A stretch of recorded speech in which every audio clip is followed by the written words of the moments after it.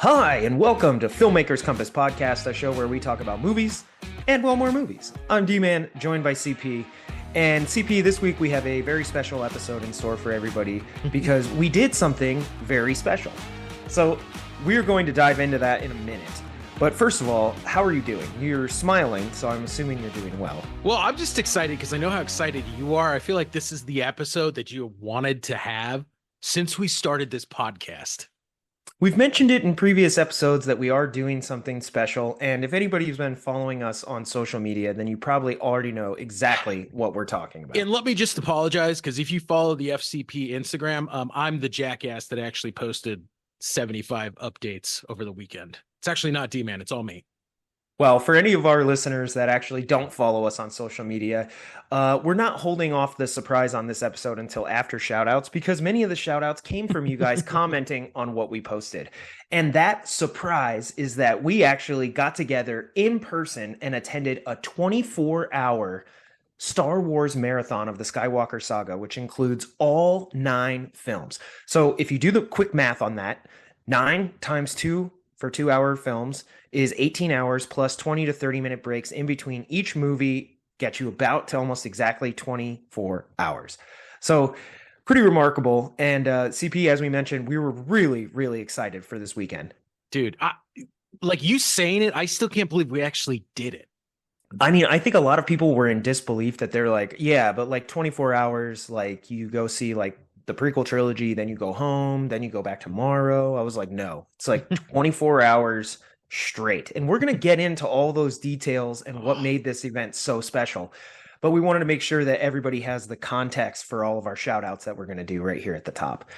So first up, CP, you can join me in this shout out. I want to give a huge shout out to Regal at the Irvine Spectrum for hosting this event and allowing us the opportunity to watch all the Skywalker Saga Star Wars movies on the big screen. I mean, it was incredible. Yeah, they were fantastic. D-Man, you know I'm a big AMC guy. I love my A-list, love my stubs. But Regal, thank you for really rolling out the red carpet and it was a fantastic time. You guys were awesome. Knocked it out of the park. There's lots of details about the experience, again, that we'll talk about once we get into the actual meat of this show. But on that note as well, and hopefully we'll be able to get some more details from her directly, just wanted to give a huge shout out to my wife, Steph, for being part of our trio for the event. Yes.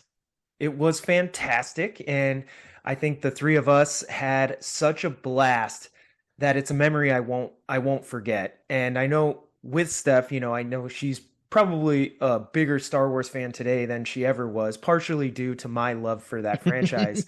And it was just so much fun to get to share the whole experience with you guys. And I loved it. So thank you. Next up, I have a shout out from Crystal on Instagram who said, tell me this guy is related to you because you all look so much alike. Now, she is texting me directly about you. So do you think we look alike? No way.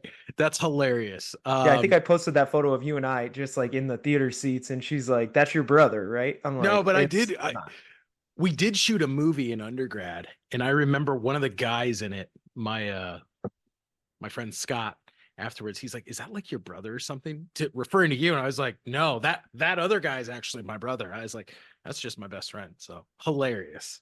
Yeah, I guess that's a thing. So listeners, let us know. Big shout out to David who said, how was it? Referencing our experience at the theaters. We are going to dive into that on this episode, David, so I hope you're listening. And he also mentioned that, he wants to do another marathon. So even if we can't see them all in the theaters, David, I'm always down for a Star Wars marathon. So yeah, D-Man always is. Next up, I got to give a shout out to Anthony Torres. Really appreciate you, man. I don't know how you were awake as well, but CP, he was texting me throughout the night of the marathon at like 2:30 in the morning. He's like, what movie are you on? I'm like, it's Revenge of the Sith. Then at like 4, he's like, are you guys watching Empire yet? I'm like, no, it's A New Hope. And I'm like, it just ended. So, Anthony, it was fun. You kept me on my toes and kept me honest. I was awake. So we'll get into that as well. Shout out to Rudy, who CP, I don't know how I made it to this, but I ended up going to the LA County Fair the next day. Dude, I'm shocked you did. Yeah, and I got to see all of our family, and Rudy and I had a fairly in-depth conversation about the just the theater experience and what I really liked about it. And I always appreciate, movie conversations, but I had a lot of fun talking about that with you, Rudy. Next up, shout out to Brandon, who he saw that I was attending the marathon, and he actually shared a photo of himself with me wearing a Star Wars slash Ohio State, the Ohio State University shirt. So I know you probably hate that, CP, that Star Wars is tied in with OSU, but I what are your actually do. thoughts? I actually do. Yeah, it was a original trilogy Star Wars shirt, R2 and 3PO, but it looked pretty dope. And I know he's sporting it mainly because of the Ohio State. Yeah, I But don't think he cares about Star Wars. I just think he cares Brandon, about. I do love to see you in Star Wars gear, so Now, keep it did up. he go to Ohio State or Ohio University? I don't remember. No, he did never attended Ohio State, but he did live in Columbus, and that was a big part of his community. He's also a huge OSU football Or fan, did he go so to Miami of Ohio? he went to Miami. Of Ohio. Miami. He doesn't Yeah. even listen to this podcast. I don't know why I'm trying to harass him. Next up on our shoutouts is Gary Osberg, who said, took the boy to see Phantom Menace today in the theater. So good. And yeah, he liked it. Longest live action he's seen in the theater. So, it's so amazing. There's new Star Wars fans even to this day. Gary, thank you for raising the kids right. We appreciate this. We need more Yes, and parents like you. I don't know if I mean, because he's referencing seeing it in the theater, if he's either seen the movie before or has seen other Star Wars movies at home on like Disney Plus or something. But if this was truly the first Star Wars movie that he saw and it's in the theaters and episode one, wow, Mazel that is tov. awesome. Yeah, that's incredible.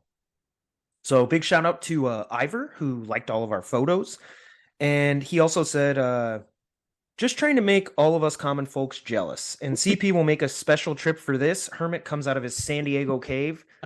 What are your thoughts, CP? Hey, man.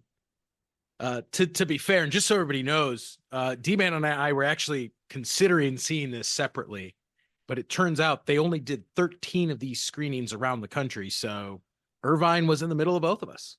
Yeah, it actually worked out fantastic. It's actually really close to in the middle.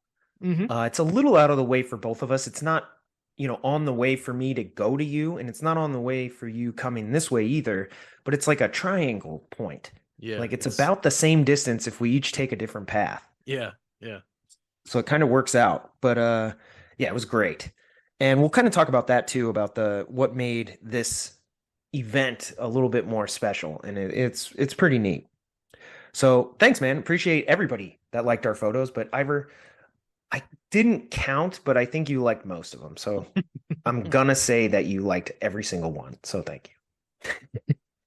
Vaughn jumped in on one of my posts he saw that I shared, and he actually said, saw OG Star Wars in 77, Oh, wow. which is Jealous. incredible. I'm so jealous, Vaughn. And that's because I wasn't alive. I didn't have the privilege of getting to watch, Empire Strikes Back when it first dropped, getting to see the magic of original Star Wars, which he's right. At that time, it wasn't even called A New Hope. It was just Star Wars. Yep. And getting to see that when, I mean, now Star Wars is referenced so often as an inspirational film for so many current filmmakers. I can only imagine how magical it must have been to be in that audience. So that is pretty sweet. Boone jumped in. Shout out to Boone, who said, get hyped for The Acolyte. And we're going to talk about that as well, CP. Jump into a little bit about, we got an exclusive look at a trailer that dropped, I think, a day or two after our experience, which was pretty cool. Mm-hmm. Sean, I actually exclaimed in our chat, I said, I finished the Lucas saga. And now Sean chimed in and said, now time for the bad ones. And that's a reference to Disney's sequel trilogy, which again, I did stay and watched all 9 movies. So I do have thoughts. And Sean, we'll get to that as well. I would just like to second Sean's sentiments. You are correct, good sir. Matt said that 24 hours in a movie theater must be awful. So Matt Hellison, I would expect nothing less from you, but appreciate your he comment. hates Star Wars too. Thanks for engaging with me though, Hellison, on it. I'm sure he knows deep down how special it is for me, and he just had to tell me that it must be awful. So thank you. And then finally, I had a couple birthday shout outs. So I wanted to give a birthday shout out to Liz, who we celebrated at the LA County Fair, Sue, who was at the river, and I hope you had a great time, and then KG, Karen Gaston. Hope you guys all had fantastic birthdays. Yay! So, Happy and if I birthday, missed everyone. anybody, I apologize. Just let me know. And, there's always another episode and more shout outs next week. So hope everybody had a great birthday. And then finally, CP, a happy May the 4th be with you. I hope everybody had a fantastic Star Wars day. And I appreciate all of those of you who texted me directly about it. I did get a few. Bob, Anthony Morales, my Aunt Teresa, and everybody. I got a bunch of messages. I really appreciate you guys. This year's Star Wars Day, May the 4th, was one for the books. I will not Mhm. forget it. So, CP, I'm going to throw it over to you. Do you have any shout outs before we move on? That was a lot. No, I think you got everyone that we, you know, needed to give a shout out to. All right. Well, on that note, let's go ahead and throw it over to you for our box office breakdown.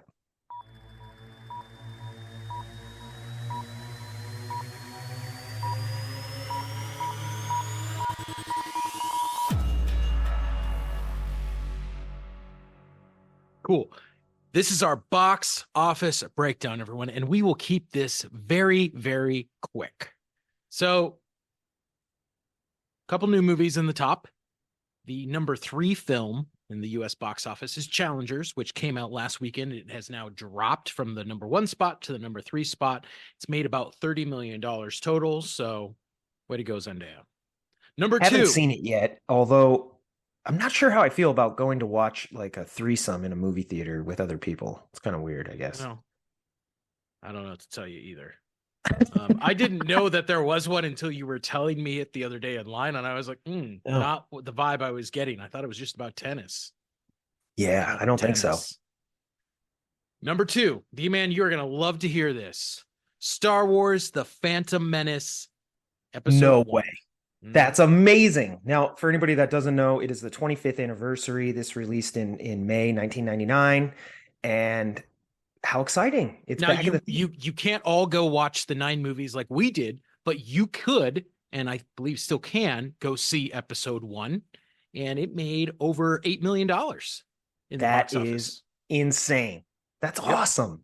Star Wars So is back, baby. congratulations, Disney. Thank you for putting that out for us. And number 1 in the box office is Universal's The Fall Guy, which made almost 30 million. I had a feeling that was going to be number one. It's on my list. I do want to go see that. I think I will this week.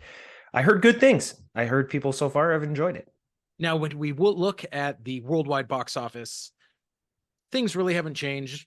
Kung Fu Panda, number 3, Godzilla Kong, The New Empire, number 2, which has made, quite a bit, almost 550 million or 550 million worldwide. And then number 1, still Matt Hilson's favorite movie, Dune Part 2, which is over $700 million. The guess now is that it's going to top 715 million. So Dune, tip of the cap, keep it up. Nice. Well, it's definitely really cool to see something like The Phantom Menace get a re-release and do so well because I'm sure there is a sort of passing of the torch, right? Like, let me share The Phantom Menace with like my kids who didn't have the chance to see it in the theaters. It's one of those Yeah. great shared experience moments. Like, I want to take them and experience it with them. But also, I mean, it's just really cool to see the fans coming out and really enjoying this film. I saw a lot of reaction videos and commentary videos on my social feed that people were going to see The Phantom Menace, which is very cool. I love that. Yeah, in general, like for the event that we attended and for re-releasing Star Wars The Phantom Menace in theaters again, like you said, a big tip of the cap, a big shout out to Disney for taking the opportunity to actually do this because we haven't had Star Wars in the theaters for a few years now. The last movie, I believe, was Rise of Skywalker back in like 2019. So we haven't had Star Wars on the big screen, but the the fact that they're willing to go back to the OG Star Wars and say like, "Hey, we love this too, even though it's not Disney Star Wars, we still want to celebrate these milestones and share these films with everybody because we love them." So, appreciate it, Disney. Thank you. All right. Well, CP, let's go ahead and sort of dive into our experience here, talking a little bit about a 24-hour Star Wars marathon. So, tell us just a little bit about what a 24-hour movie marathon at a theater is actually like. I Well, mean, yeah, that's a good point. And for our listeners, D-Man and I actually had a big conversation where we were actually kind of trying to strategize this. So the first thing you need to know is the first movie in the marathon kicked off Friday night at 8 p.m. So most of this marathon was actually during the night hours. yeah, It's middle not of the like they night. started it at 10 a.m. and we went through, you know, the following evening. So that was a big shift. Yeah. The other thing is we just weren't really sure what we were going to be in for. Was the theater going to even be having concessions open late and things like that?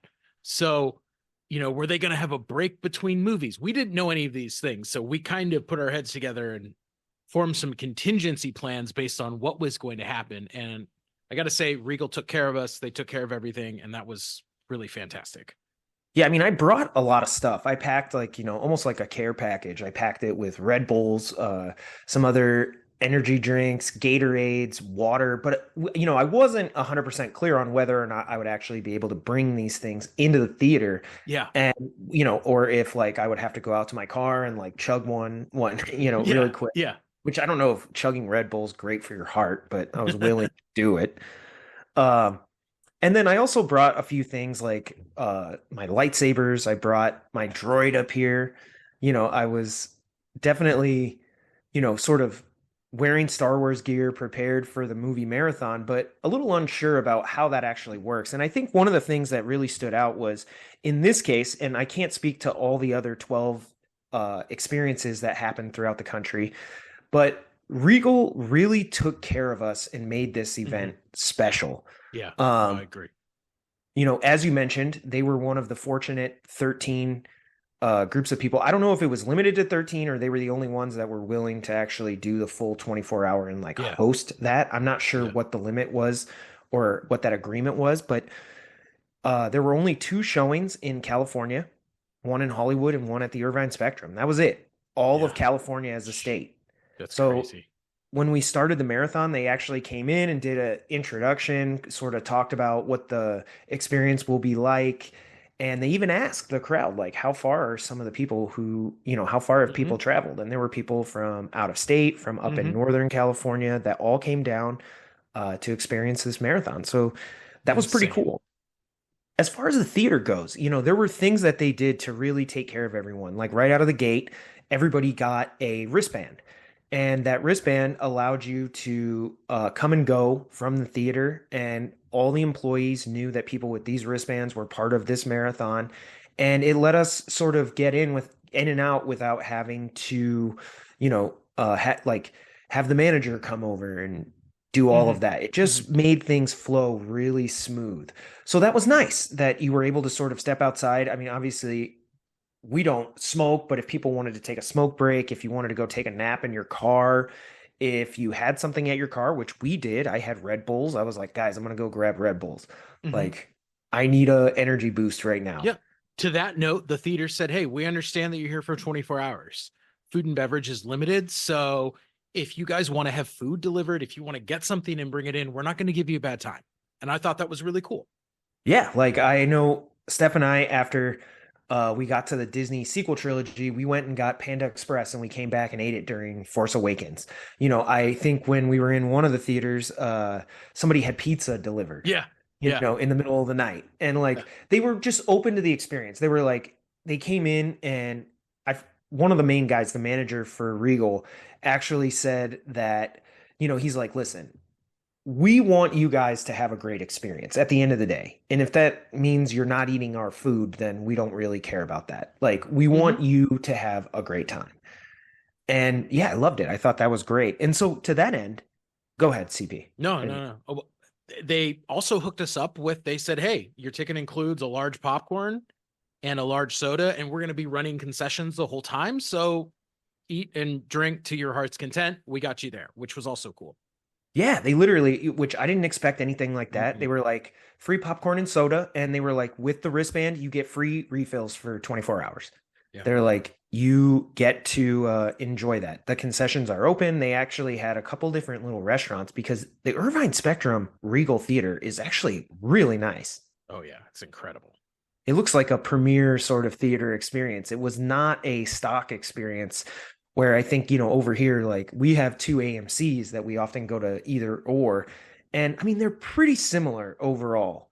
Mhm. Like, same sort of layout, same feel. Yeah. And even though the actual, you know, uh, experience might be slightly tweaked, you're like, no, I know I'm at an AMC. But this Regal, I've been to our Regal out here too in West Covina, and it is not like that. No, this is really nice.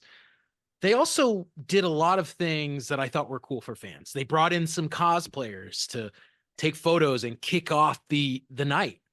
They played trivia and were giving away prizes to everyone. Yeah, they actually had a special commemorative anniversary edition poster that they Mhm. that everybody who had a wristband got when they finally decided to leave the marathon, and that was at whatever time you wanted. Yep. And it's a really dope poster. And CP, something to take note of with that poster is it actually says on there Skywalker Saga Marathon for this event. So these are not generic posters No. that they're just giving out to the people. This was like it's literally inked on the thing. This poster only went to the people who attended this marathon. So I don't know how many are out there. 13 showings across the country, but if everybody at these showings got one of these posters, there's probably only like 1,500 of them. This is a true collectible poster. Yeah. And I don't No, know it about was you. awesome. I mean, Steph and I are already talking about going and getting a frame, Yeah, I hanging was ours thinking the up same thing, man. because it's a really dope poster. Yep. So that was pretty cool. I know you actually shared it on our Filmmakers Compass social media. So if anybody had a chance to check that out, let us know what you think. But it is a 25th anniversary, The Phantom Menace commemorative poster. So it was pretty sweet. But I also appreciated the Irvine Spectrum did a few things as well to, sort of make the experience feel special. So when we walked in, they had an entire booth set up for some of the raffles and some of the things that you could Mhm. do as the people coming for the Star Wars marathon and Yep. even for the 25th anniversary edition of Phantom Menace. In the lobby for Yep. 24 hours straight, they played Star Wars soundtrack music from each of the Mhm. films. They literally just ran it consecutively, but I'm not gonna lie, it worked really well to set the mood. It Yep. was like, despite Fall Guy coming out this week and how special all of that is, it was like this theater is all about Star Wars. They had commemorative popcorn buckets and Mhm. cups, which I ended up getting. And in Mhm. general, they just made it feel like, hey, Star Wars is this moment and we're here for it. Yep. It's going to be dope. So I really liked, I mean, the cosplayers, that was definitely fun. It sort of gave a little bit of the convention vibe, Comic-Con, WonderCon. Yeah, I think the coolest thing they did, and they did not have to do this, and this just goes to show the above and beyond. Around midnight, when the rest of the movies in the theater had finished their run, we had just finished watching Attack the Clones, and they said, "Okay, everybody, we are now going to move you into our premiere theater, whatever they call it, like 4KX or whatever, with the elite seats, the premiere projection, the best audio quality." Said, and they said, "Hey, we want you guys to have the best experience possible watching these. So let's move down the hall to that theater, and we're going to take it over for the next couple movies." And it was awesome. It was so much better. Yeah, we got to see Revenge of the Sith, Star Wars A New Hope, and Empire Strikes Back all on this monster screen, and it was absolutely incredible. So, I mean, I appreciate that. Just in general, I thought the experience overall, at no point was I miserable. I felt the seats were fairly comfortable. I mean, as comfortable as any seat can be that you're sitting in for 24 Yeah, for hours. 24 hours.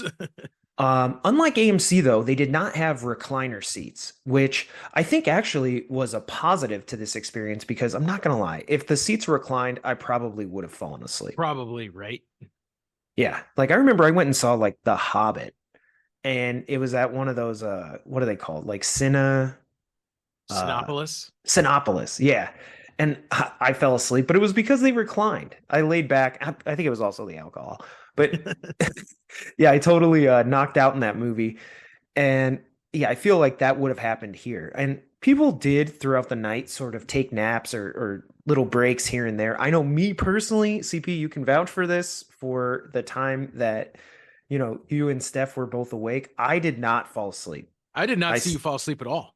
I stayed up for Good the job, man. 24 hours.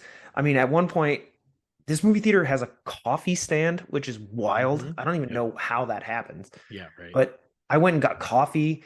I was like, and I mean, you could probably, I couldn't even stop smiling when they were going to play A New Hope.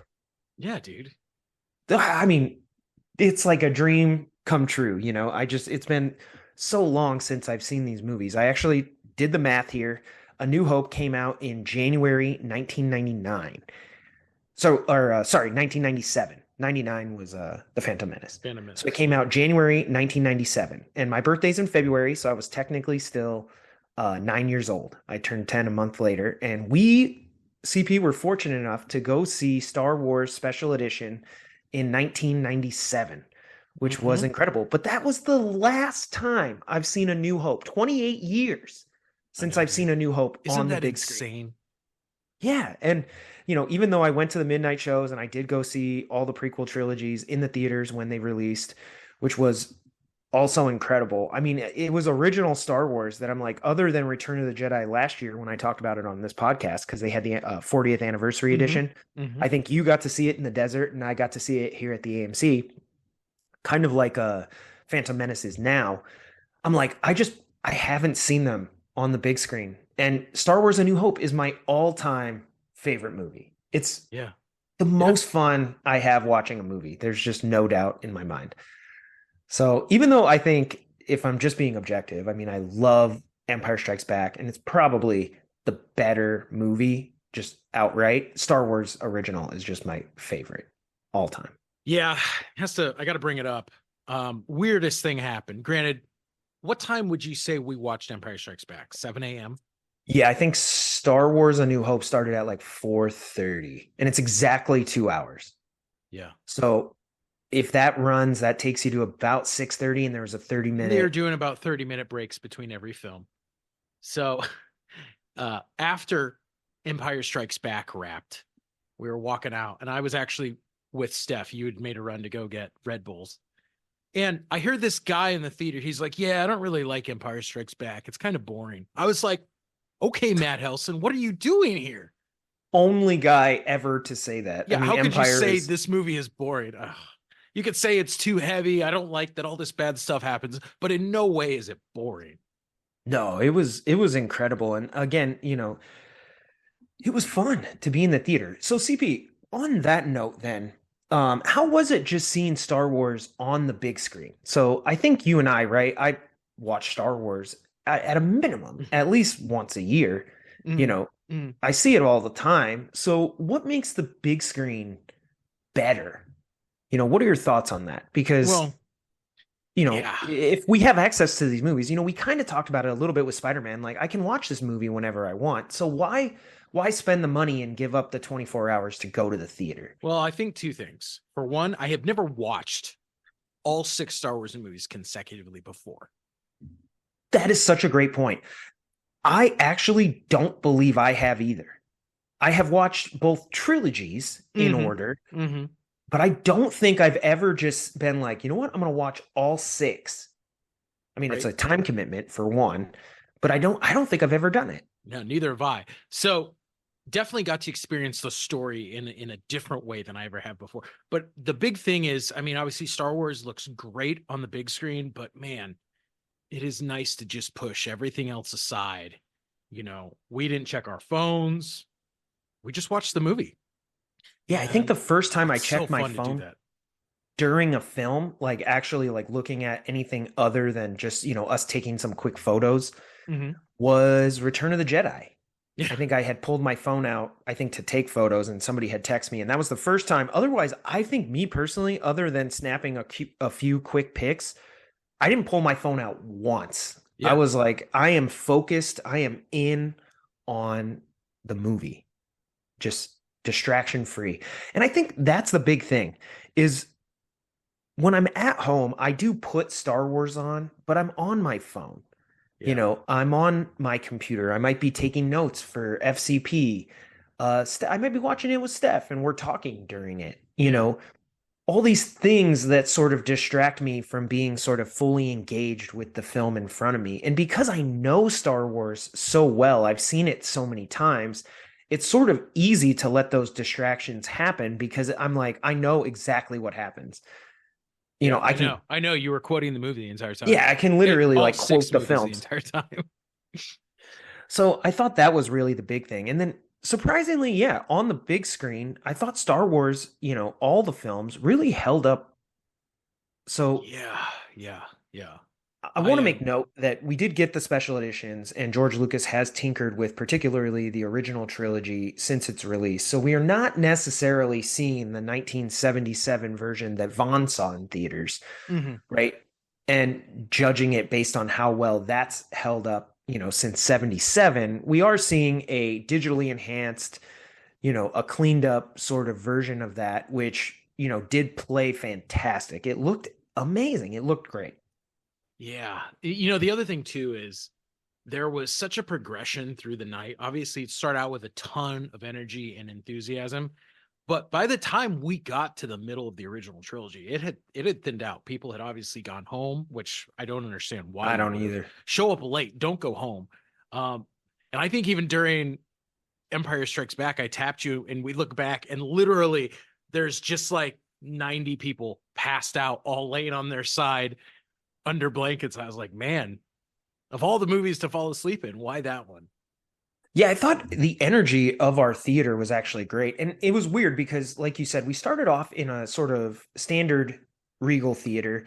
And I think two things. One, obviously, the energy was ridiculously high when Phantom Menace came on. I mean, we were Yep. cheering and clapping for like every big moment. It was so much fun.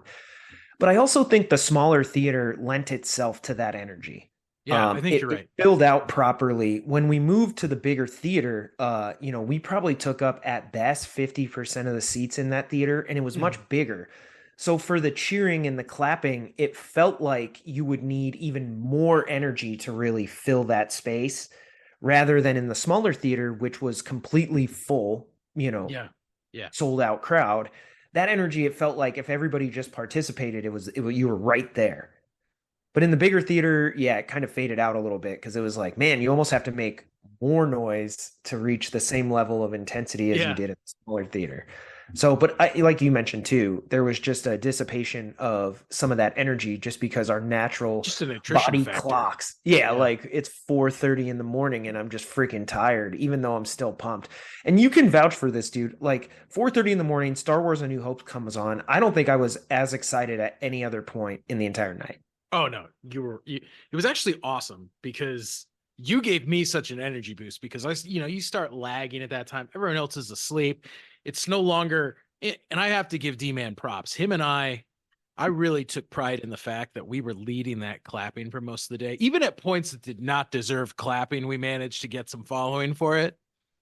Yeah, and you actually started a couple of the claps, which is always exciting because I've started some slow claps myself throughout the years, and you got it going at least 4 or 5 times. Yeah, dude, it was fun. But yeah, by the time in New Hope, you were just pumped, and I was like, all right, I'm back in this now. Because Yeah. it definitely got tough that late. But number one, hands down, just any movie on the big screen, and it's why we go back to go see re-releases. It's what makes them great is the theater just commands your attention. Mm-hmm. The lights go down, you got the big screen in front of you, so there's nothing to take your attention away from the film. You have that, surround sound in your face, and it's like just put your phone away Mm-hmm. and engage with the film. Yep. And so it's been a while since I've really done that. And on that note, I want to say just, man, after seeing all the films, my biggest takeaway from this experience, which I thought for sure when we did this podcast episode, I would be saying, hands down, the best part of the marathon was getting to see Star Wars: A New Hope. Mm-hmm. Like, no doubt in my mind, I was like, that's going to be the thing I loved the most. And ironically, I walked away from this experience thinking the thing I took away was how much I actually love the prequel trilogy. I mean, you're going to get a lot of flack for saying that, but I actually agree. And I think part of it is for so long, including seeing it the first time, right? When we saw it, when it was originally released, it was always, this is good. It's not original Star Wars. And I think with the power of time, with now getting to see the completed Anakin Skywalker arc, it definitely hit in a different way. Yeah, it worked really well. And we And have been overly critical for so long of so many of those films, and I don't think it's really due. yeah, because I think, you look at the prequel trilogy and you think to yourself, in its time when it released, people were incredibly critical of it. And, George Lucas has always sort of stated that he did get most of the vision he had for it on the screen. And he's also stated that he made Star Wars as stories that have lessons and are cautionary tales for youth, which I think is a sort of pointed attack at some of the fandom who, by the time The Phantom Menace released in 1999, who had seen Star Wars in 77, are now adults. Mm-hmm. And they sort of have this preconceived vision of what what Star Wars is to them. And George Lucas is like, I'm still making, these movies for youth. And I think that's reflected in no other character better than probably Jar Jar Binks, where he sort of embodies this clumsy, you know, I guess like sort of like buffoon type character who's, always saying the wrong thing, and he's goofy and sort of Mm-hmm. causes trouble rather than finds trouble, or trouble finds him. It's like, Yeah. no, he always kind of causes his own trouble in his life, but it also gets him out of situations and sometimes allows people the benefit of the doubt to, help him where otherwise you might decline because you're like, he just seems like he just needs a hand. But the prequels, they were just not appreciated in their time. And don't get me wrong, I'm not sitting here and saying, wow, after re-watching the prequels on the big screen, they are flawless masterpieces. It's not that there's things about the prequels that it's like, yes, the dialogue is wooden. I still wish, spoiler alert, Darth Maul didn't die at the end of The Phantom Menace. Yeah. I would love to see him in each of the films. I mean, it might still to this day be more impactful instead of killing Count Dooku at the beginning of, Revenge of the Sith, if it was Darth Maul and Anakin, finally is doing something like maybe avenging the death of Qui-Gon, or I Yeah. don't know. Yeah. You Yeah. could have tied these things together, and all the movies do have their weaknesses. So I'm not sitting here and saying, oh my gosh, like now that I've seen it again, like they're just perfect masterpieces. No. But what I am saying is that with time, I think we can kind of appreciate the prequels for what they are and what George Lucas was trying to do. And I've said this before in the podcast when we talked about Star Wars. I really appreciate the fact that Lucas didn't just say, like, okay, I'm going to make more Star Wars movies and just did the same original trilogy style. Because he had a story he wanted to tell. And I think him setting out, and yes, visually they're different, tonally they're different. And, the story he wanted to tell is about, how does a democracy sort of fall? Was Mm-hmm. a great story, Yeah. but not what original Star Wars is about. No, it's a different story. He's dealing with different themes, and I think it's appropriate. Also, he made it 20 years later. There's different technology at his disposal. And as a filmmaker who's always pushing the edge of technology, I do respect the fact that he was trying to do different things visually with the prequel trilogy than with the original trilogy. Even if it upset his current fandom, Mm-hmm. which it did. Yeah. Oh, yeah. Obviously we don't have all the YouTube clips, people talking about it, talking to their camera directly. But there are clips of people, who were talking about it at that time, and it just was not as well received. Yeah. And I think the two main things that have helped it over time are that one, there is an entire generation of kids, I mean, pretty much our generation, that grew up with those Star Wars films. They were the ones that they got to see in theaters, right? We were born in 87. The original trilogy had already been released. it had had its time. And yes, I discovered Star Wars when I was a young kid and loved it. But getting to go to the theater and go see, new Star Wars was the prequel trilogy for me. And Yep. we sort of grew up with those films. And I think that ability to sort of age with them has helped them in the long term. People are starting to come around. And then the other thing is the sort of canonization of other things around the prequel trilogy, primarily the Clone Wars. Mhm. But even now, Disney's doing some exploratory things, bridging gaps with like the Bad Batch or Tales of the Ahsoka, Jedi, Tales of the, Obi-Wan. yeah, Yeah. sort of incorporating certain elements and telling stories within the gaps between Phantom Menace and Attack of the Clones and Attack of the Clones and Revenge of the Sith and Yeah. expanding on that Star Wars era, the prequel trilogy era. And it has definitely given people, I think, a greater appreciation for those films. Watching them in order on the big screen and seeing the progression that George Lucas was sort of trying to tell, I think the number one thing that stands out for me with the prequel trilogy is the theme of sort of how democracy fails and the galaxy reconfigures into a galactic empire. I think that was like the major standout thing that he accomplished, and it works really well because thematically, the prequel trilogy is about how does a person fall to the dark side, and how does a societal government structure fall to this, you know, Totalitarianistic dictatorship. right? How does that happen? Like, do you do it by force? Do you, which it could be, Well, and we see that's what J.J. Abrams does in the sequel trilogy. It is right? Yeah, accomplished through force. But I think you're right. I think watching power, it makes me think of Oppenheimer, right? Kitty has the line about true power waits in the darkness. And we see that unfold as Palpatine waits and strategically tweaks things, concealing his true intentions and letting everybody vote away their freedom and give it to him. I think it's well done. yeah, I thought it was well done too. I mean, it literally explores this idea that how does this happen? It happens willingly. People gave up those powers. It's not like it was taken from them and then they sit there after the fact and they're like, oh man, this is total bullshit. Like, we need to rise up and stop this guy because this is crazy. They're Mm-hmm. like, no, we voted for this. We wanted this. Mm-hmm. There's that famous line by Padme where she's like, so this is how liberty dies, with thunderous applause Mm-hmm. or something like that along those lines.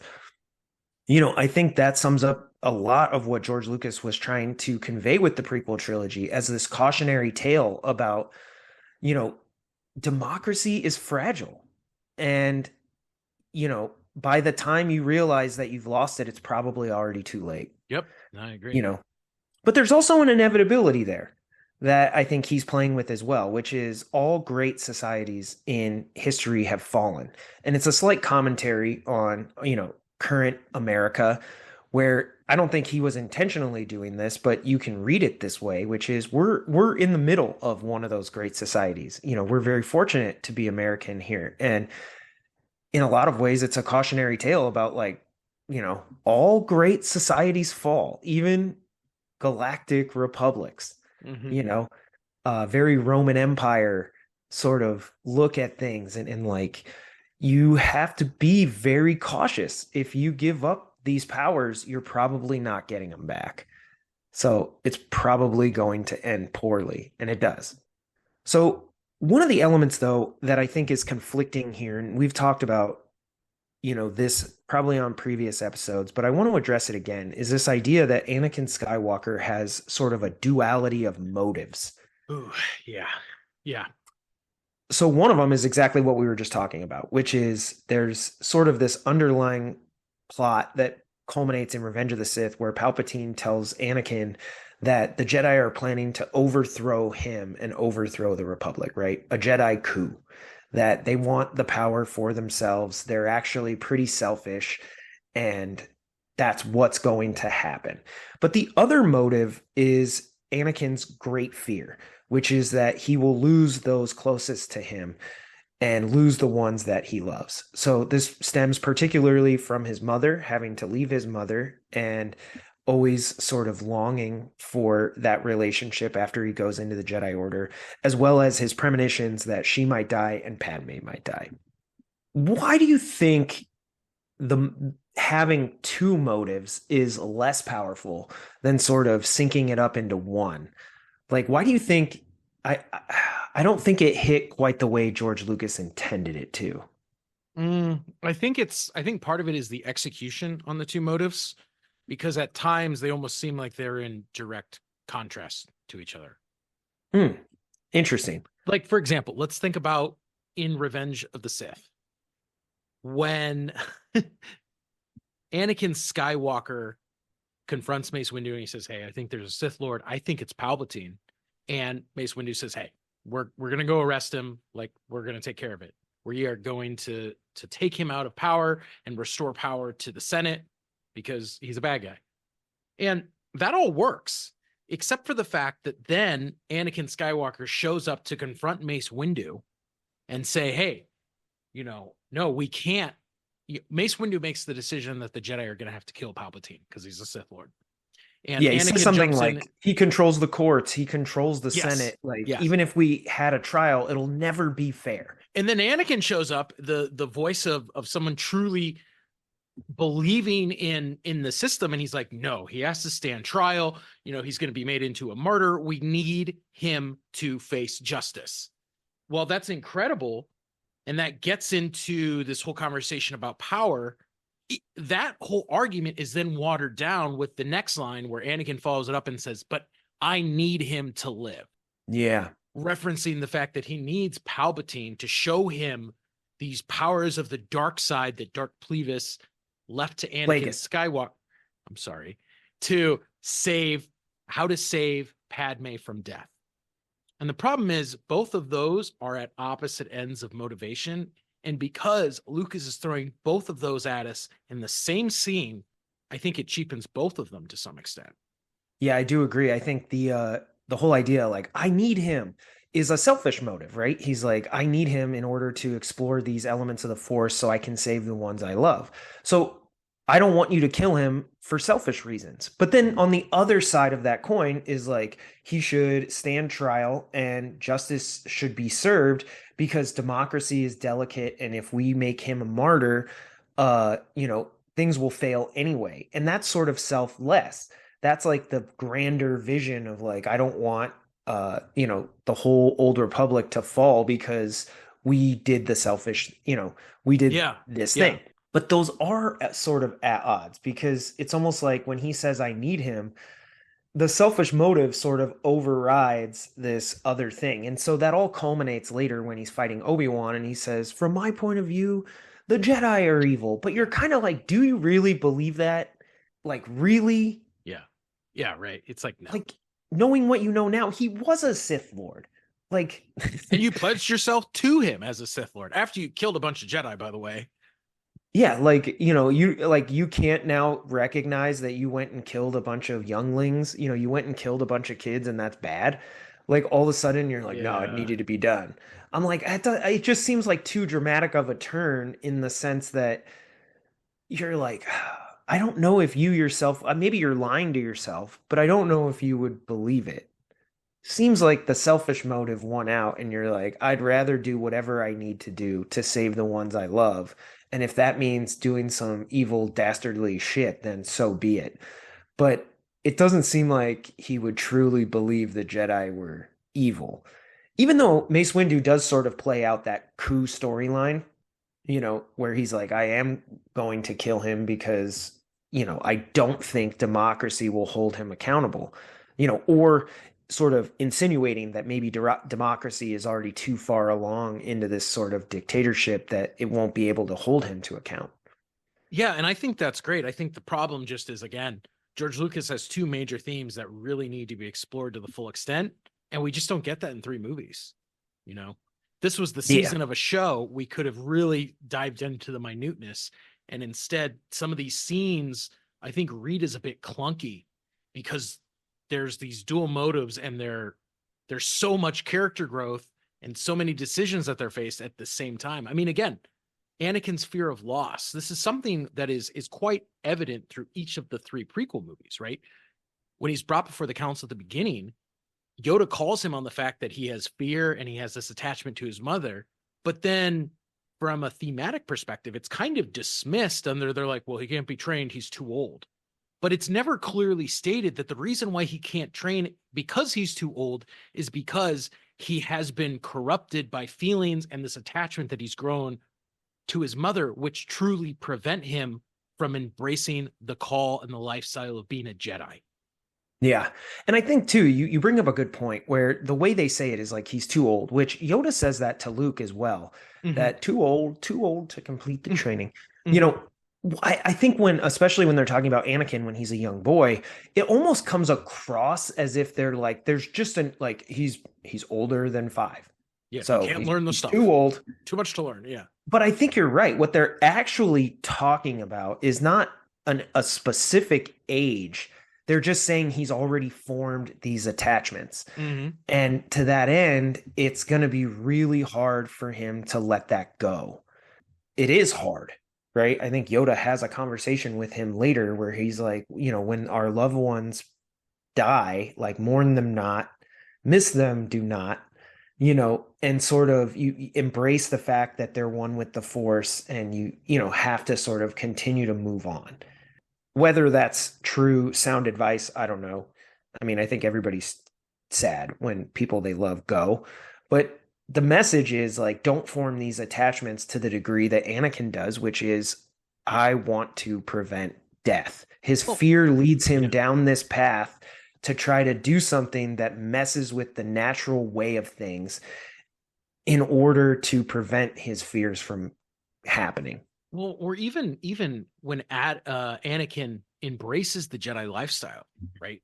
He tells Qui-Gon, hey, I want to be the first person to see all this, to go to every star system. As a Jedi, I want to come back and free the slaves. His embrace of the Jedi lifestyle is not embracing the Jedi code and the Jedi values. He wants to become a Jedi for this very heroic nature that he believes it lends him, which, if he was brought into the Jedi Order as an infant, like everyone else, he probably wouldn't have been raised with those motivations. Yeah, and I think it does work well. The idea that, right, he sort of is there selfishly using the Jedi teachings as a means to an end.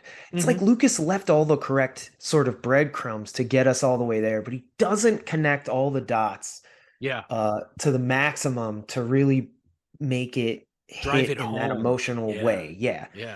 He like gets it all the way there where you're like, you can almost see right from the very beginning, like Anakin is using this opportunity to learn all these new skills to do certain things that it's like, yeah, but Jedi are selfless. If you dedicate yourself to the Jedi code, you don't selfishly come back and free these slaves. It's what are the missions of the Jedi? And if that includes that, then yes. But if it doesn't, and there's more important things, like you got to go do those things. Yes. So, because there's only so many Jedis. But on that note, one of the other things that really stood out to me watching the entire prequel trilogy in order was mentions of the prophecy.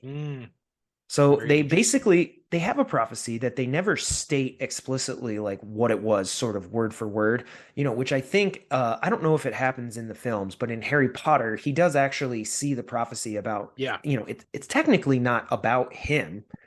It's about someone. And they end up sort of showing you exactly what that prophecy was, where here we never quite see it. They just say that somebody with a high midichlorian count or somebody with a vergence in the Force, very strong in the Force, will bring balance. And they reference that, but they never state the prophecy directly. But do you even think the prophecy was necessary? What do you think about the addition of that? I actually don't. I think rewatching the story all the way through, I actually think it was a disservice to include the prophecy.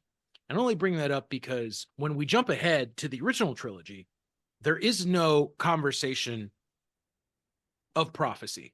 There's a conversation of destiny, and it is the destiny of Luke Skywalker being linked to his father, right? and it is Luke becoming the Jedi Knight that his father fell away from to essentially redeem his father for being the man that he was, right? That's Yeah. what Luke's destiny is. And Yoda and Obi-Wan both talk about that in different ways, but in no way are they saying that this is about being a chosen one and bringing balance to the Force. That is something that is brought up in episode 1, and I think it's a disservice because I think originally Lucas is using this as a writing tool to bring some urgency and motivation to why Qui-Gon feels so compelled to bring Anakin into the Jedi Order. But I think simply him saying, look, this is the kid with the highest midichlorian count we've ever seen. He needs to be a Jedi. I think would have been strong enough at the time. Yeah, because the whole idea that like his mother, Anakin was conceived through the Force, I think sort of has some Christianity parallels. Yeah. Where it's like, hey, this is, a chosen one narrative, but I don't know that the story ever sort of sees that through. It's mentioned even at the pinnacle moment, Obi-Wan yelling at him, like, it was said that you would, destroy the Sith, not join them. And I think Yoda mentions that like the prophecy misread it was, like they're toying with this idea that they're aware of the prophecy and maybe it's not what everybody thinks it is. But I think because they never tell us what it is, we're left to sort of search for something. And I think the word balance is the word Yeah. that comes I think out you're absolutely right. the most. Is like, if you look at the dynamics when the Phantom Menace starts, if there's a prophecy that says somebody will balance the Force, it seems like the Force is out of balance, favoring the Jedi. Right? They don't even know that the Sith have reemerged until the end of the movie. Yeah, I think Darth Maul says, we will reveal ourselves to the Jedi. We will reveal that the Sith have returned or something. And so they don't even know that that's around. And you end up with this sort of like, wow, you guys were so high on yourselves that you couldn't see that it's out of balance in your favor, that like the prophecy itself might be saying that there'll be someone incredibly powerful that will return to, balance things with the Sith. And I mean, it goes the other way, right? It shifts the scale to favor the Sith. Mm-hmm. You know, all the Jedi sort of get wiped out, and Luke comes and sort of equals this equation at the very end. But I think it's weird because I think when we read that word balance, what we're thinking of is, I think like on a scale, right? We're looking at it like there's the good side and the dark side, or the light side and the dark side. Absolutely. And so we're looking at like, oh, the scale needs to read equal. But when I hear the word balance, I think what I'm taking from that prophecy is sort of like the natural order of things. And it's a restoration of power. And so I don't know that it actually means like it'll straight up balance the Jedi and the Sith and they're equal. I don't think that's what it's talking about. I think it's just saying like restoring balance to the Force is like people aren't using it for power. And I think that's what Luke does. He restores the Force back to sort of the people, and that it just is. It's not the Jedi in power, it's not the Sith in power. It's like, hey, the Force is here for all of us, and we're restoring it to that sort of natural way of things. So, but yeah, I don't know.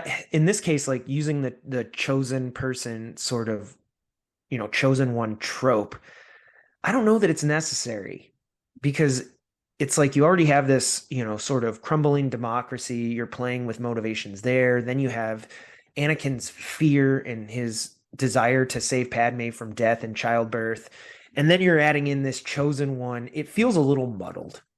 Too much. Yeah, I think that's probably the biggest difference. When you look at the original trilogy, thematically, it's very straightforward. And the addition of the chosen one narrative, I think, is too much, especially to the sense that we are deceived at the end. And yeah, Anakin is not the chosen one that he thought he was. But also, even the elements that are presented at the beginning of the Phantom Menace with this child conceived by the Force and things like that, they don't really ever go anywhere. Yeah. I almost It's think just it would have mentioned. been more interesting if Anakin had some father that we didn't know who he was, and in some way that popped up more as a story thread than these other things that Lucas is playing with that he just sort of ignores down the line. I do really enjoy that theme of Star Wars, which is the familial dynamic of fathers and sons. Anakin doesn't have a father, but he looks up to Qui-Gon, and it's interesting watching Revenge of the Sith. I noticed that Anakin describes his relationship with Obi-Wan as a father that he never had. But Obi-Wan describes it as you were my brother. That's very So interesting. Yeah. they see their dynamics slightly differently. Um, and it works in the sense that I think with Anakin, it is his own son that he didn't know that he had that restores the sort of good in his soul. Well, and what I think is incredible about that, right? And I know you and I've talked about this, so I'll keep it brief. When Anakin is confronted by Obi-Wan, Obi-Wan confronts him from a position of strength. He beats Anakin in a fight. And while he's victorious, he does not redeem Anakin Skywalker. He lets him slip away completely into the dark side. Yet when Luke confronts his father in the same kind of dynamic that Obi-Wan did as a father-son, right? Luke does not confront his father with force. He surrenders to him, forcing Yeah. him to choose the path of light. And I think that that's kind of amazing looking at that sort of, you know, Lucas emulating the same pattern between both these father-son situations to show why Anakin fell further into the depths of the darkness and then why Luke was able to pull him out. Yeah.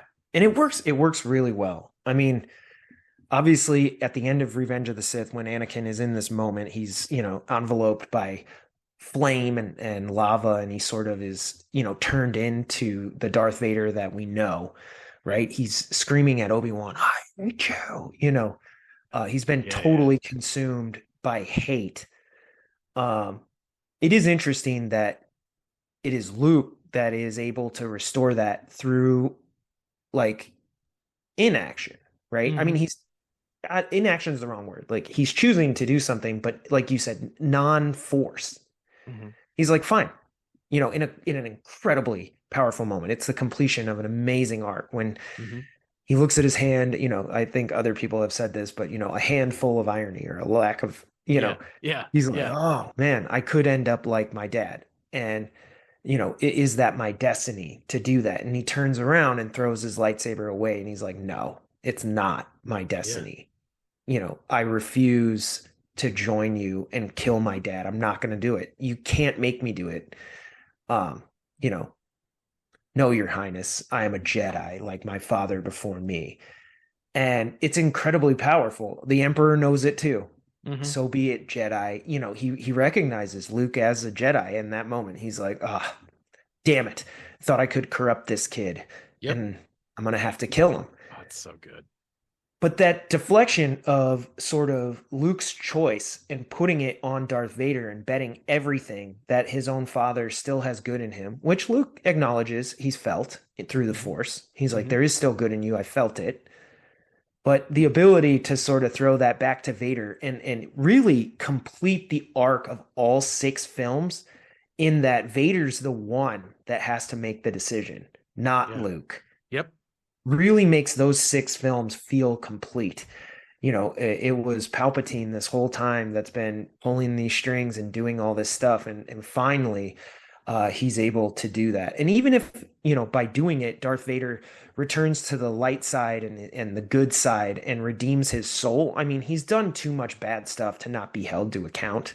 Mm-hmm. If the galaxy was indeed going to have a trial of Darth Vader, like he would deserve whatever his punishment is. He's Mm-hmm. done way too many bad things. But the idea that you can redeem someone's soul Yeah. is such a powerful thing because, yeah, we all have done bad things and we do need to be held account and pay for our crimes. We do, when we Mm-hmm. commit them. But that doesn't mean that your soul can't be redeemed. Even if Yep. you're sitting in jail, there's still hope for you.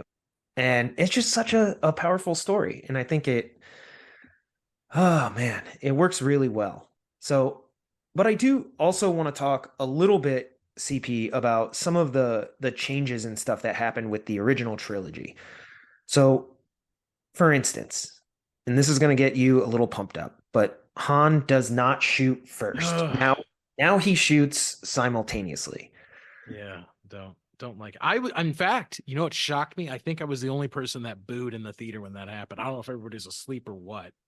Yeah, it probably was like 5 a.m. I was like, what, how is nobody else upset about this?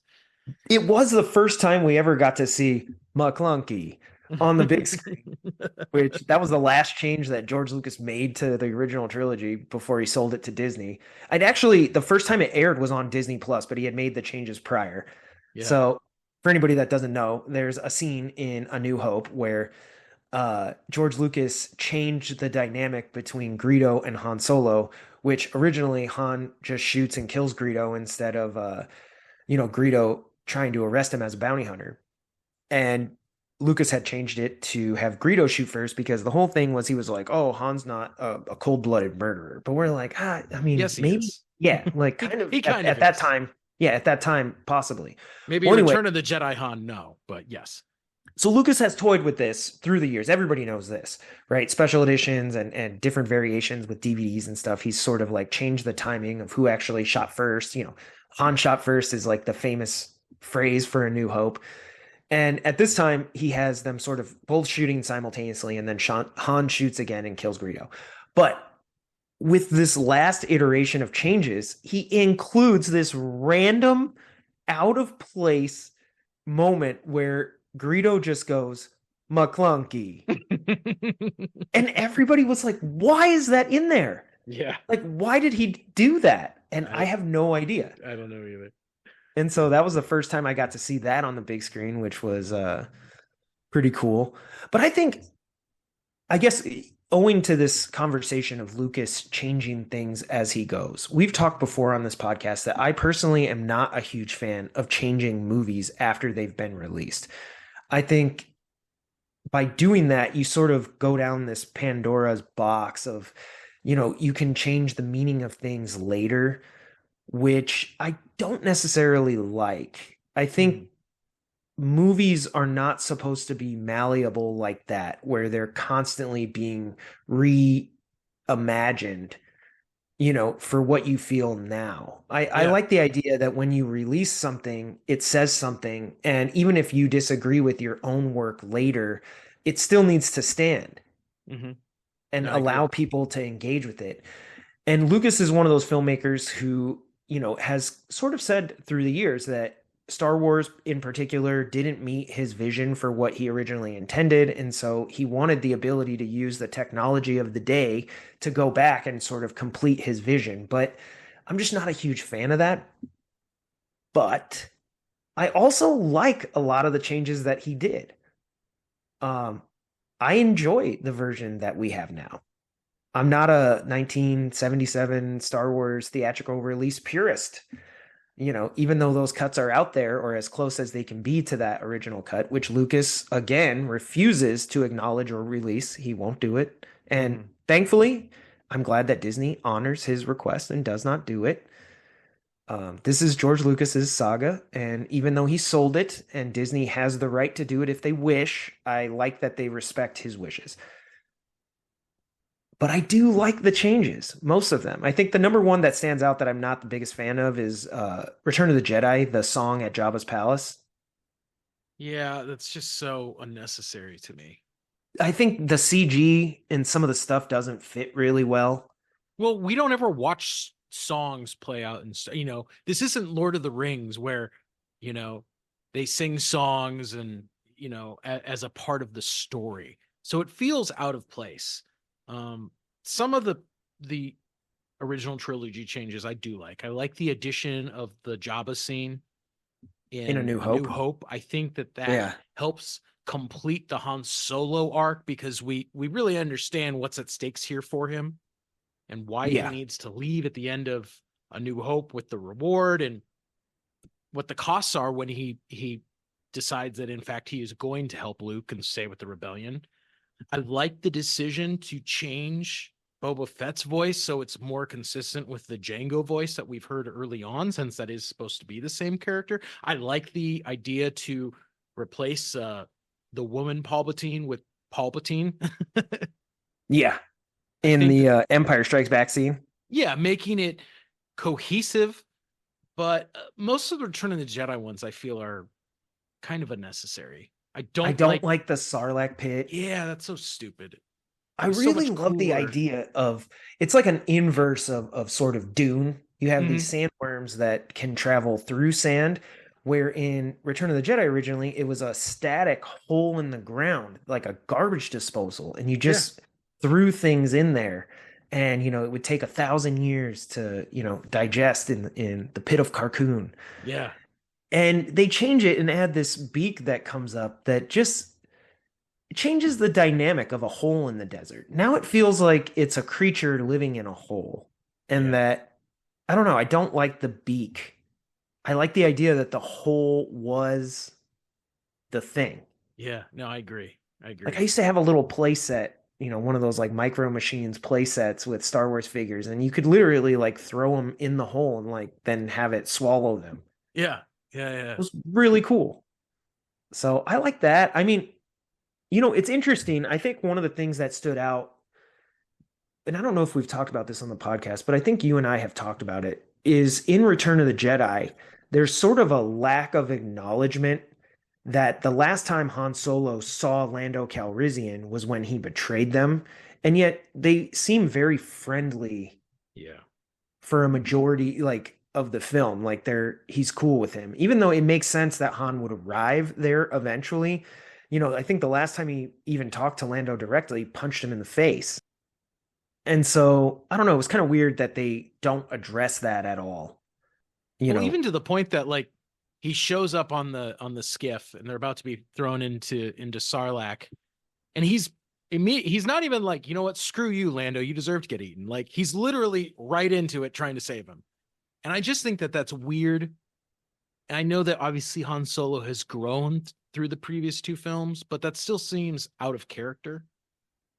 yeah. I mean, I know Lucas, there's a whole thing with Gary Kurtz, the Mm-hmm. producer of A New Mm-hmm. Hope and Empire Strikes Back, leaving the franchise because him and Lawrence Kasdan, the writer for Empire Strikes Back and Return of the Jedi, believed that a character should be killed off, namely Han Solo, to really make the fates of all the other characters be in question so that we would be like, oh my God, like Luke could die. And realistically, if you're at the what is considered a conclusion of a trilogy, and a main character does die, then that has to be on the table, right? No, The I agree. audience I agree. should believe Luke could die. But I also And think that's the proper completion to Han Solo's arc. yeah, he goes from totally selfish mercenary killer to sacrificing himself to For his save his friends. friends and the cause, Yep. right? The rebellion cause. And he does like the most selfless thing you could do, which is sacrifice yourself. Mm-hmm. And I do agree that I think that probably would have been the proper way to end it. I get two reasons why you wouldn't. In one, Lucas wanted a sort of happy ending, happy conclusion. And with Han Solo dying and the original vision for Luke sort of being a Western ending where he's walking off into the sunset and it's not this sort of feel good Ewok celebration, Yeah. would provide a sort of a dampened ending where it's a little bit more bittersweet than it is celebratory. Yeah. Um, and then I think too, there was a little bit of overkill in that the first third of the film is dedicated to saving Han Solo only to have him die. Mm. Like narratively, I kind of understand that like if you're going to dedicate such a big chunk of the movie to saving the guy and then just kill him off like two scenes later, uh doesn't really work for me. I don't really like that either. So I'm Mm. not sure exactly how you would have to restructure it to sort of make that feel more organic or not like we just wasted the first, third of the film. Yeah.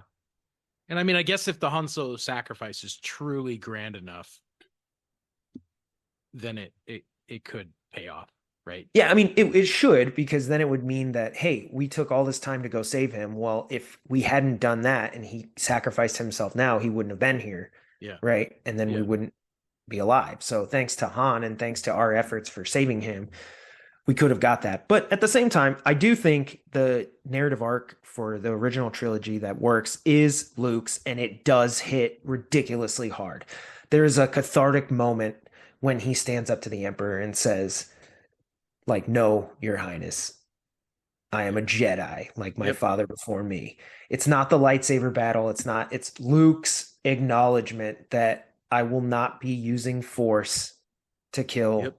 both my father and you. I'm not going to Yep. do it. Yep.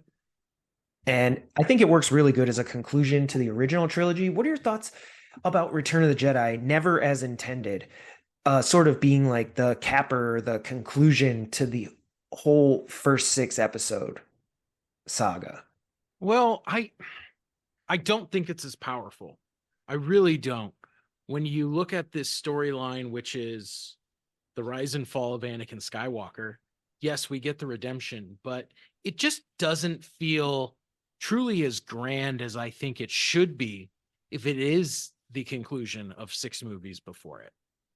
In fact, I would argue it maybe is one of the weakest films in Hmm. Star Wars. Interesting, because it's also one of the most beloved. Yep. People do love Return of the Jedi, and it's a movie that I mean, there's been lots of divisiveness associated with it. Particularly the Ewoks. Yeah. Are they annoying? They're thematically they work, right? It's supposed to be nature versus machine, Yeah. and it's supposed to be the power of the will of the people versus the soldiers. Yeah. And but there's always sort of been this crux in Return of the Jedi where people are like, the Emperor made this quote where he's like, "That's my elite fighting squad of stormtroopers." Mhm. So this is like his like elite squad, and they got beat by these little teddy bears. Yeah. And there's always sort of been, I think even How I Met Your Mother has a scene where they remark where Barney's like, if you were born before this date, you hate the Ewoks, but if you were this old and you saw them, you love them. Yeah. Yeah. Right. And so I think, Return of the Jedi has always sort of been a little divisive in that way, but I mean, I think it works particularly for the original trilogy as an ending, but not necessarily for the whole six movies. I think Lucas really tries to rectify this with the montage and the music update, because if you remember, we got Mhm. the Yub Nub Ewok song in the Yeah. original version, and I don't even know if they do a montage back. I think it's just celebratory on the Forest Moon of Endor. Yeah. But now there's a montage that sort of goes from like Cloud Takes us City to back to Tatooine Naboo, to Tatooine. Naboo to Yeah. All the Coruscant places that we've been. over all six films. And you can see Lucas sort of trying to tie this all together. But I wanted to make note that watching it in order from one through six, the one moment that really stood out for me and hit really hard watching them in order was that one of the most divisive changes he made was he put the ghost of Anakin Skywalker as Yeah. Hayden Christensen and Yeah. not Yeah. Sebastian Shaw, as is originally the version we got, which is Sebastian Shaw is the actor who plays Darth Vader when he has his mask removed and talks to Yep. Luke, and he says, you already have, you know, Yeah. tell your sister you were right. Yeah. You were right. No, so he's the original Force Ghost, and instead Lucas changes it back to Hayden Christensen. And I think for a long time, I've always been in the camp that I actually like the idea of Sebastian Shaw as the Ghost. I like Anakin being redeemed in the moment that he was redeemed, and that as a Force Ghost, he would be representative of the dad that Luke actually met face to face. They locked eyes, and he saw Mhm. his dad for the first time. I like that original version, but after having seen all six episodes, I'm not going to lie. Having it be Hayden Christensen, Anakin version hit really hard as making Return of the Jedi a capper conclusion for all six. It felt very restorative to the journey that we've been on this entire time. The slight reminder that it just takes you all the way back to the very beginning in that moment, and you can't help but see him and think of that little boy that you met in Watto's shop, that sort of these flashes of moments in your head of him and Obi-Wan, and here he is smiling and seeing his son, and it really worked. It really worked for me. It was remarkable. My only problem with that is, again, why do we get young Anakin Force Ghost, but we get old Obi-Wan and old Yoda? And I feel like if that's the way, and when you become a Force Ghost, you get to be however you are, then why do we not have you know, Ewan McGregor instead of Alec Guinness. Yeah, no, I get that, right? They're both old in the versions in the way they went. It also opens up the door to like, do Force Ghosts get to choose the form that they look like? Or, I think to myself, like, if it was the Sebastian Shaw version of Anakin, like he wouldn't have any legs or like one arm and Yeah, he'd right. just be like a lump over there. So he'd need, like, robotics or like a wheelchair or something. As a ghost, I'm like, I don't know. Well, yeah, it's just sort of it's a little bit of world building that sort of has to take the hit here, the certain level of consistency, in favor of thematics.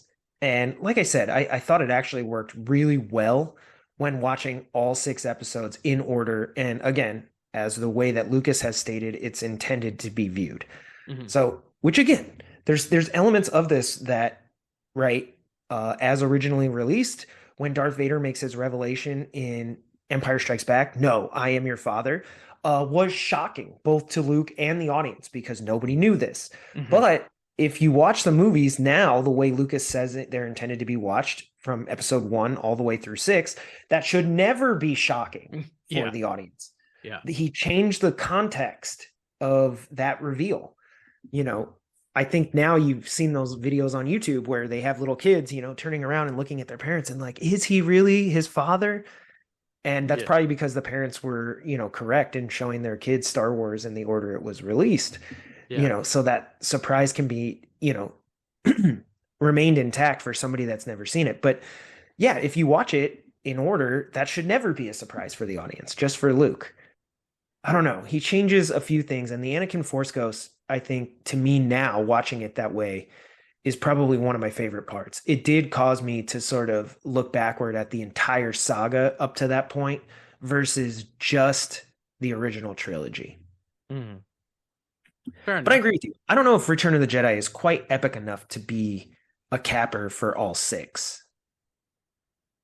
Yeah, You know, it just feels like there's an element missing. And granted, I think obviously there's a lot of tonal and structural changes between the prequel trilogy and the original trilogy. Because of the nature of the visual effects, the original trilogy is much darker yeah, than the prequel trilogy. The prequel trilogy, because of CGI, the scenes are a lot fuller with a lot more characters than in the original trilogy. yep, Um, the original trilogy, each movie has 3 or 4 or 5 completing sort of thematic lines and plot lines versus the original trilogy, which is very straightforward. But for having to bear the weight of the 5 movies before it, I don't know that Return of the Jedi is now up to the task in the way that it was when we were only considered against the other 2 films in the original trilogy. yeah. I think it works perfectly for the original trilogy, right? It's a great ender for the trilogy. I think as an ender for the saga, it doesn't quite get us there just because there's very few references naturally within Return of the Jedi that refer to, you think with Palpatine, you might have maybe some lines referencing the Old Republic and sort of the Empire.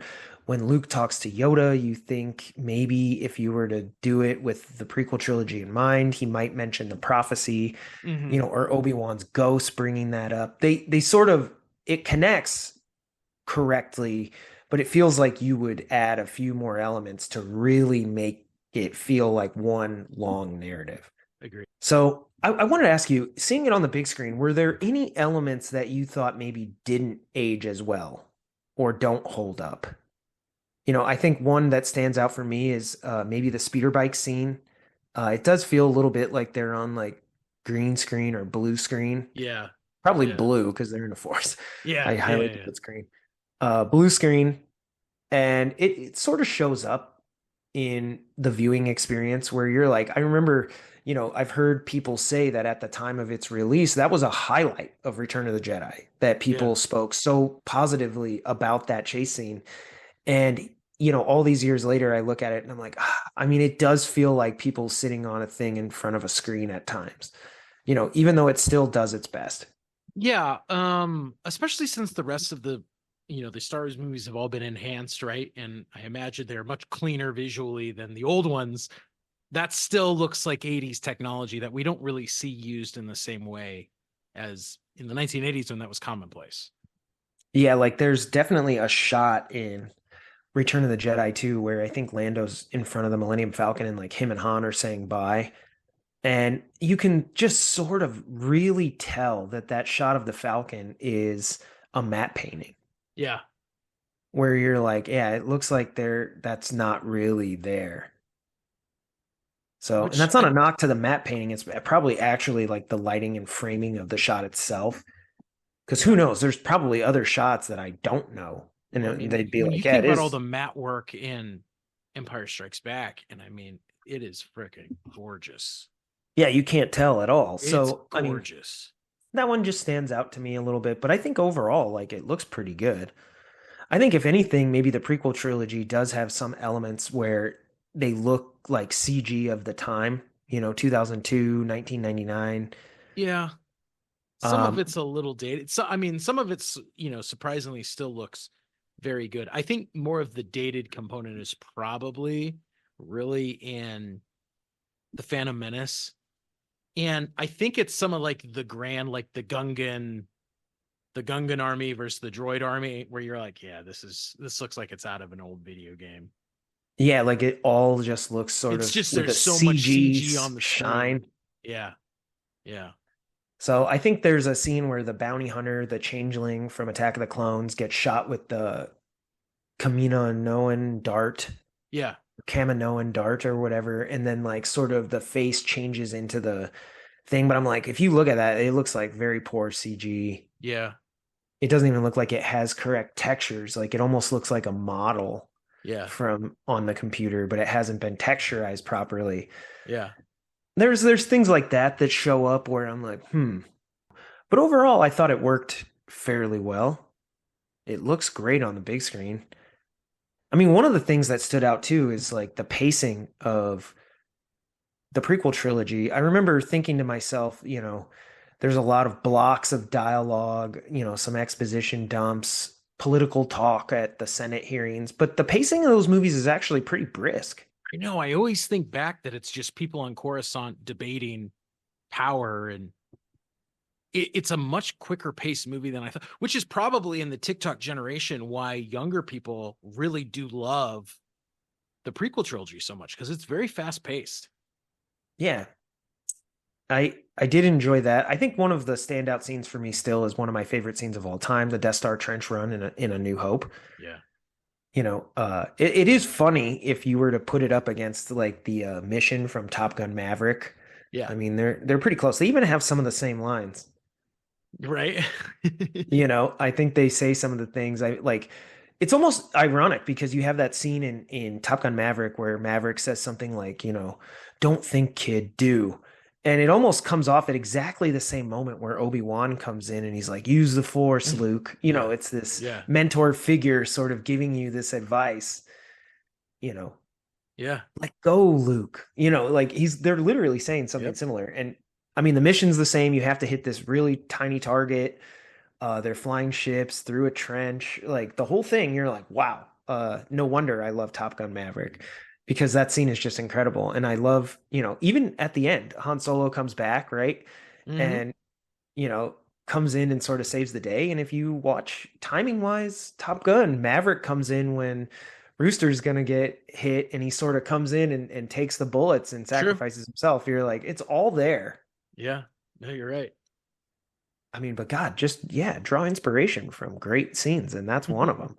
Yeah. Right. Getting to see Luke and Darth Vader fight on Bespin was incredible. I remember I was super stoked waiting for that moment when Darth Vader comes out and they're on the platform and he's like going at Luke. He's terrifying.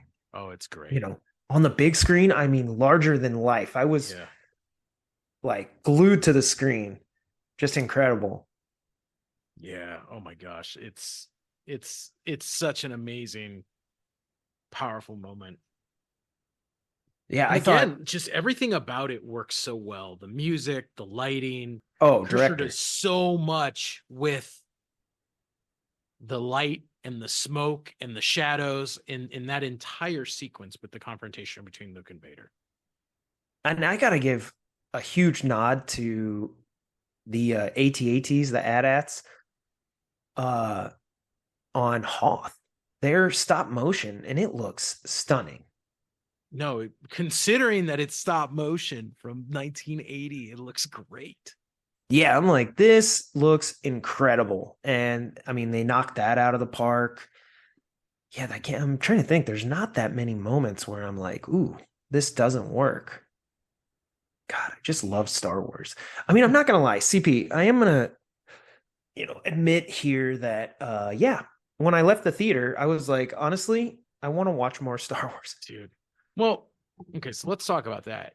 I ended up leaving after Return of the Jedi because I know that there's only 6 Star Wars movies, but you stuck around and watched 3 more.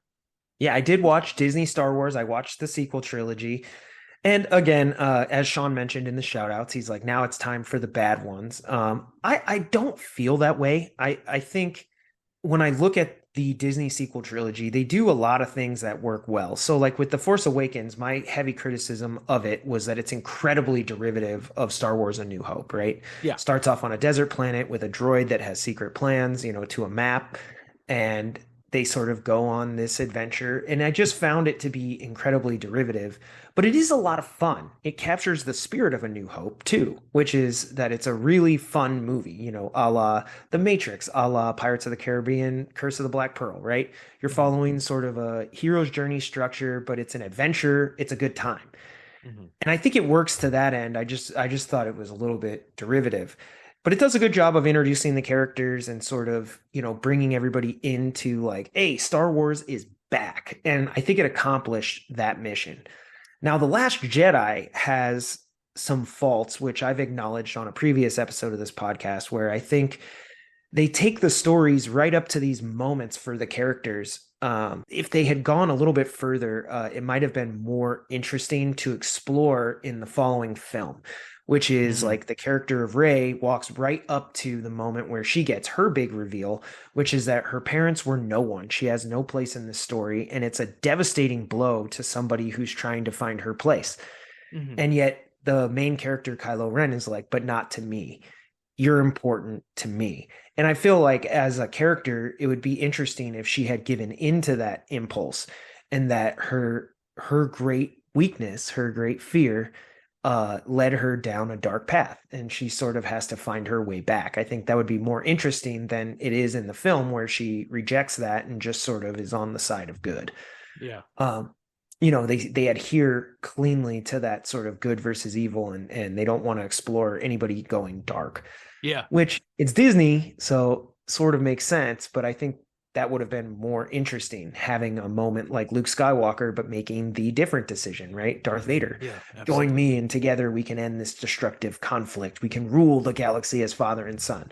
I'm sure part of Luke was like, I mean, it'd be cool to get to know my dad, but like, fuck off. Like, I'm never joining you. Yeah. And here, I think it would have been cool if Ray had done that. And I think they have the two other main characters, Poe and Finn. Yeah, FN 2187. And Finn actually ends up in a scenario where he's looking at sort of good versus bad in terms of resistance versus first order, or rebellion versus empire, good guys versus bad guys. And he meets this character who's like, it's all a machine. Like, and he sort of shows Finn like there's these arm dealers and they're dealing to both sides, right? Like everybody's sort of part of the war machine. And he's a character who started off as a stormtrooper, then he joined the resistance, but he hasn't found his place. And I thought it might have been interesting if they explore that gray area, and then eventually he's forced to take a side. Now, how they do that, I would have loved to have seen, but I think that would be more interesting from a character standpoint. Mhm. And then finally, Poe, who is a standout Star Resistance fighter pilot, X-wing He pilot. he's also Paul Atreides' dad. Yeah, and I mean, he's generally like well respected within the Resistance. Well, in The Last Jedi, he leads essentially a mutiny. And instead of like being held to account and ending up in jail and sort of having to become a rebel to the rebels, Mhm. uh, they just are sort of like, oh, No harm, no foul. yeah, like I really like him. And then they just move on like that never happened. And you're Yeah. like, what a waste. Like, it would have been really cool to see all of these characters sort of operating outside even the authority of the resistance and doing their own missions on their own. Yeah. I think would have been cool. And then sort of taking up that leadership mantle by leading and not just having it placed upon you. Mhm. That could have been cool. So I would have loved to have seen them explore that. I mean, there's still the things that stand out, like Space Leia, which I think I've showed you that scene. There's Yeah. the Holdo maneuver. There's Luke's treatment of sort of Star Wars iconography. They kind of make him this old grump. And even though like he doesn't actually go through with trying to murder his nephew, I think they didn't do a careful enough job of getting us quite into Luke's head and how he approached that moment. And so they sort of let Luke down. But overall, thematically, I like what Last Jedi is doing, which is let old things die. It's sort of like, hey, let's not retroactively replay the greatest hits, speaking directly to Force Awakens, which I said was too derivative. Mhm. They're saying, like, hey, let's let that go. So they're speaking both to the characters within the story, saying, like, hey, don't wait around for your parents. Don't wait around for these old people. Go take control of your destiny. Go do your thing. Kylo Ren, his parents are Leia and Han Solo. He's saying, like, hey, you know what? I don't want to live in their shadows. I want to stand on my own 2 feet and do my own thing, build my own legacy. I like that thematically. I think it works. And I think it works for Star Wars fandom as well, who's, stuck in this cycle of like, who are Rey's parents? Is she a Kenobi? Is she a Palpatine? Is she a Skywalker? Like, let all that go and like move forward with a new story. So I think it's telling an important thing. I think Rian Johnson also shot this movie beautifully. It works. And then you end up at Rise of Skywalker CP, which is a mess, both in basic writing and thematically sort of being the capper conclusion to now 9 Star Wars films. I don't think it culminates properly. They do so many things with like Palpatine has returned. Somehow Palpatine has returned. Just magically, he's back. He ends up becoming the bad guy, but it feels out of place. They have moments in this movie that characters fall into quicksand only to be dumped out on the other side exactly where they need to be. Rey has clues that she uses. It's a dagger that has like a specific outline of a spot, but like to have that work, you'd have to be standing in exactly the right spot, and she doesn't Mhm. know that. Yeah. Yeah. But Yeah. she Yeah. happens to be right there. There's just a bunch of stuff like this that sort of doesn't work. On some level, it does kind of work. Like Disney does a decent job of at least completing it. They do see it through to the end, and whether you love it or hate it, it's done. They did it. I know Rise of Skywalker in particular it's a shame that it's so poorly looked upon, as having watched all 9 episodes in order, knowing that the final episode, the ninth movie, is the worst one, feels like you're going out with like a firecracker. It's like kind of a bummer in that way, because you would love essentially the inverse of that is like Avengers Infinity War and Endgame, where it's truly a culmination of 10 years of storytelling. They're paying out all these moments that have been building over time, and it feels like this tentpole Yeah. moment. Yeah.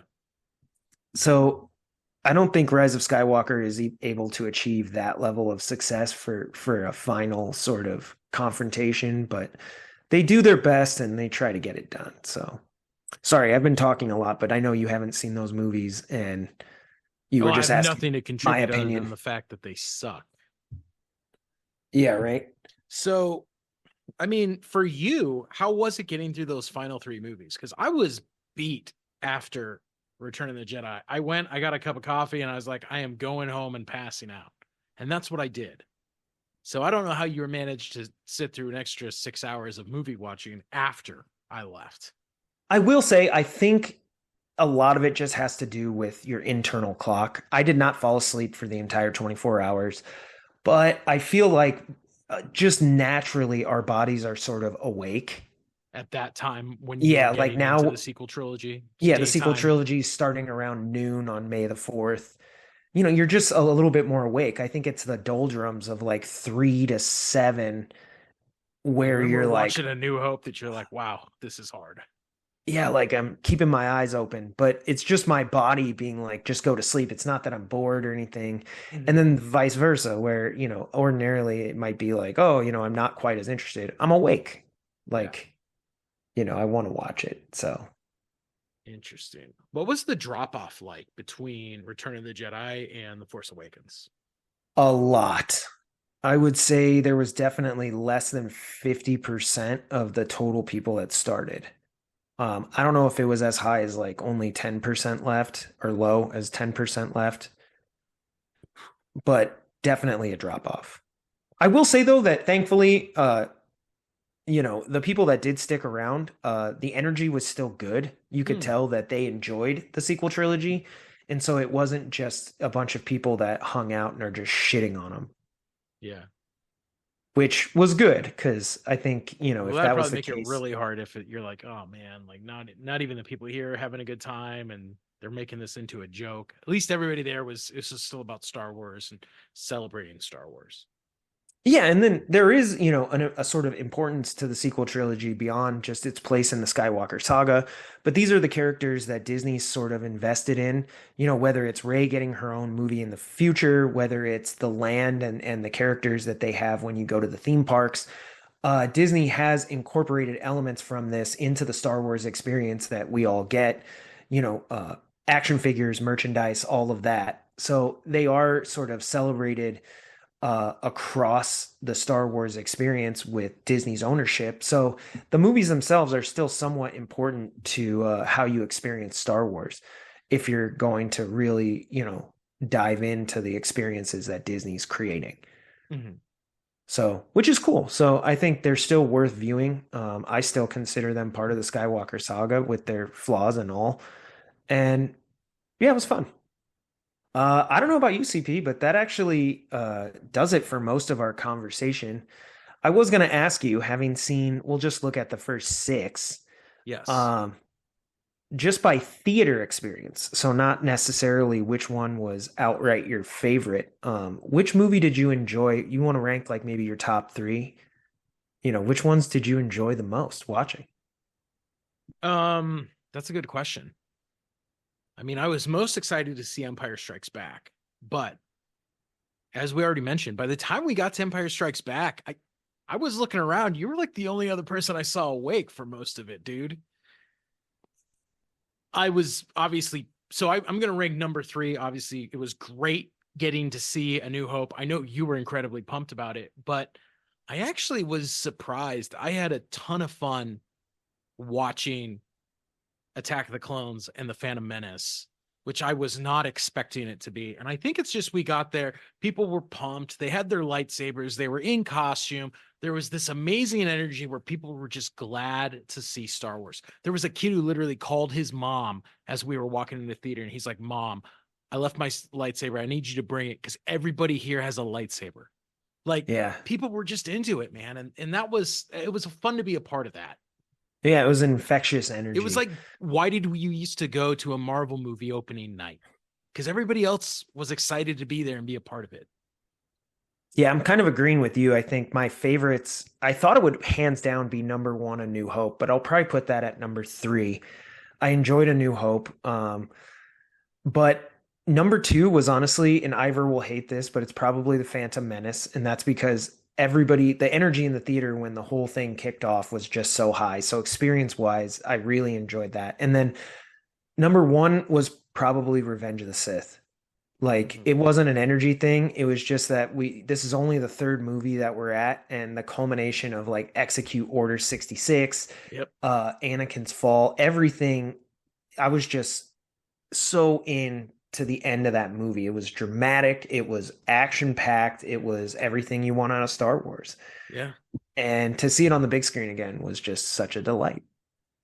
So I know we have tons of other feelings about all this, Star Wars stuff. And I'm sure one day on this podcast, we'll get a chance to sort of deconstruct each movie and talk in depth about it. We can't get into everything on this episode, but I hope all of our listeners, you enjoyed hearing us talk about watching movies for 24 hours. And CP, just wanted to thank you for taking as many photos as you did and sharing all 70,000 of them.